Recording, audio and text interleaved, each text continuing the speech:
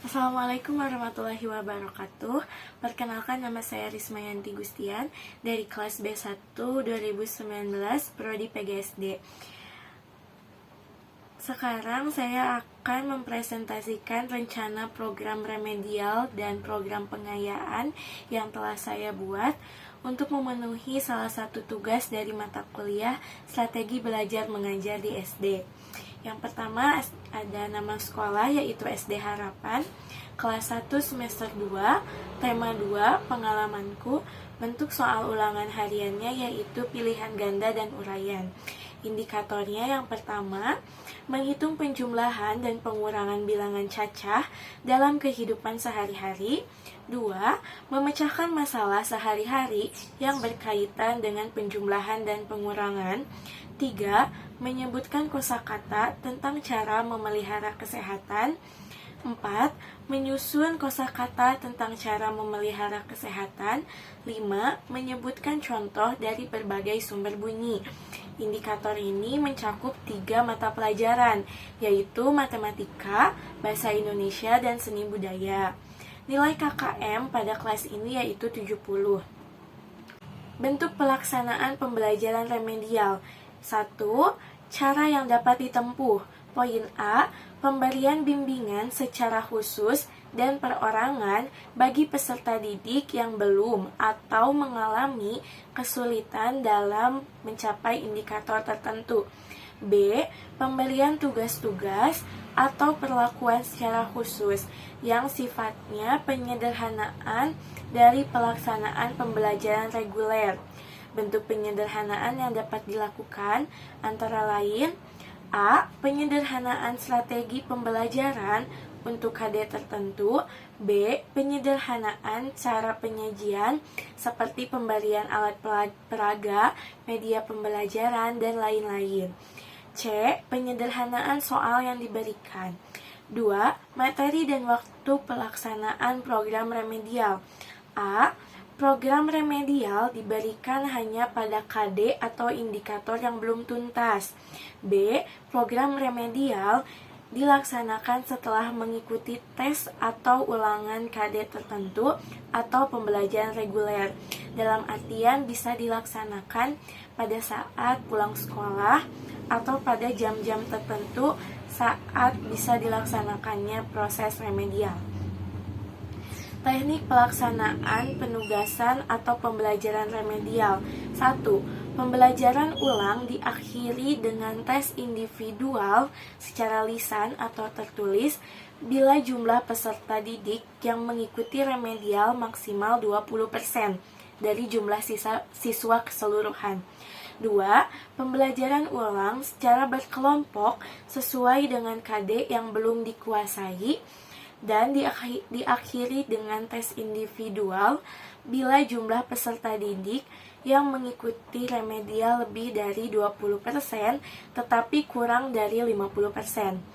3. Pembelajaran ulang diakhiri dengan tes individual, lisan atau tertulis bila jumlah peserta didik yang mengikuti remedial lebih dari 50%. Berikut ada contoh siswa yang mengikuti remedial. Ada 4 orang siswa, yaitu Chelsea, Dio, Satria, Zahir. Masing-masing memiliki nilai yang berbeda dan indikator yang tidak dikuasainya pun berbeda-beda. Seperti Chelsea, indikator nomor 4, Dio nomor 2 dan 4, Satria nomor 1 dan 2, Zahir nomor 2. Pemberian remedial yang saya pilih dari rencana program ini yaitu pembelajaran ulang yang diakhiri tes individual. Lalu siswa mengerjakan nomor remedial sesuai dengan indikator yang tidak dikuasainya, yang belum dikuasainya. Seperti Chelsea, karena Chelsea belum menguasai indikator nomor 4, maka Chelsea akan mengerjakan nomor 7 dan 8. Nah, pada kolom 6 ini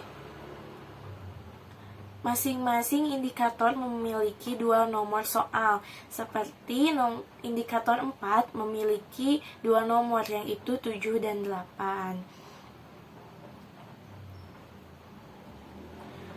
Program pengayaan.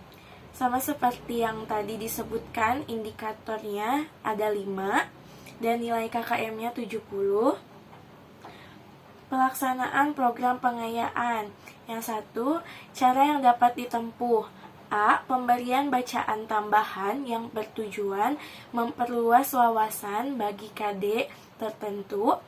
B. Pemberian tugas untuk mengamati gambar bacaan dan lain-lain. C. Pemberian soal-soal latihan tambahan yang bersifat pengayaan. 2. Materi dan waktu pelaksanaan program pengayaan. A. Materi program pengayaan diberikan sesuai dengan KD atau indikator yang dipelajari. B. Waktu pelaksanaan program pengayaan. Pertama, bisa dilakukan setelah mengikuti tes atau ulangan KD tertentu. 2. Bisa juga pada saat pembelajaran di mana siswa yang lebih cepat tuntas dibanding dengan teman lainnya, maka dilayani dengan program pengayaan. Penilaian hasil belajar kegiatan pengayaan ini tidak sama dengan kegiatan pembelajaran biasa, tetapi cukup dengan dihargai dalam bentuk portofolio dan dijadikan sebagai nilai tambahan atau nilai lebih bagi peserta didik yang melakukan kegiatan pengayaan. Di sini ada contoh siswa-siswanya, yaitu ada Aldila, Angga, Apai, Aulia, Elgina, dan Kanasibila. Masing-masing memiliki nilai ulangan di atas 70, maka mereka diberikan pengayaan dengan bentuk pemberian tugas tambahan berupa soal-soal latihan yang berkaitan dengan KD, berupa teks dan mengamati gambar. Cukup sekian yang dapat saya sampaikan, semoga bisa tersampaikan dengan baik dan jelas. Semoga mendatangkan manfaat bagi semuanya. Terima kasih terutama kepada Ibu Duhita Safira. Terima kasih atas perhatiannya. Wassalamualaikum warahmatullahi wabarakatuh.